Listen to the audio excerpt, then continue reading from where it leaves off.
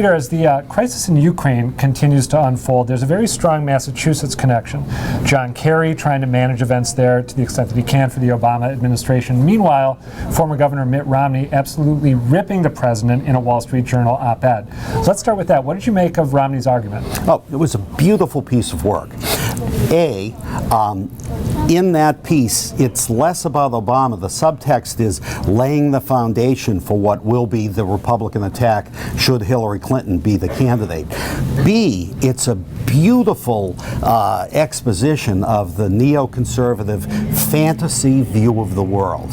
In the neoconservative fantasy world, the United States controls everything. The fact of the matter is, these days, no major power controls as much as they think they do. Let me ask, though, even if you're not a neocon or not sympathetic to their worldview, what about Romney's argument that when the president identified a red line in Syria, and then it turned out there was no red line in Syria, that helped sort of set the stage for what's going on in Crimea? That makes some sense, right? Logically it does, but no one who follows it closely gives that any credence.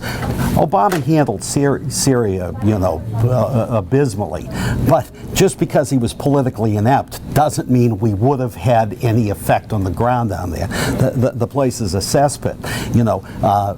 The same is true in the Ukraine. The rebellion in the Ukraine, like Arab Spring, was spontaneous. It was a bunch of people getting together and just deciding they were mad as hell and weren't going to take it anymore. This was not the American Revolution, which slowly fomented up. David, the Boston City Council wants to change the way that liquor licenses are allocated in the city of Boston, and they are now up at the State House basically asking permission to implement their plan. Why is that? Well, they got past their biggest obstacle, which had been Tom Menino, who did not want this to change, like the old system and how that worked. But now that he's gone, they've gotten this passed, but it's a home rule petition, and we still have this system in Massachusetts where basically anything that even a big city like Boston wants to do has to be passed by the state legislature. Especially a big city like Boston, right? And this is sort of a throwback to the days of the Yankee aristocracy controlling the State House. That's right. If you ask anybody, this law about liquor licenses goes back to wanting to control the Irish and so forth. Those tensions. Right.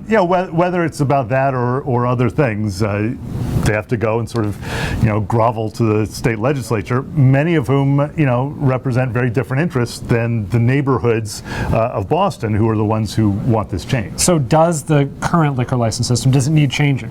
Well, I think so, and I think that that the approach that they've taken, that the city council's taken, led by City Councilor Ayanna Presley, makes some sense, might need some alteration, but the idea is to just make it easier for the city to get licenses to people who want to open businesses in neighborhoods that could really develop, especially in minority neighborhoods. Which really are radically underserved by the status quo, right? They certainly are. All right, so do they get what they are asking for or not?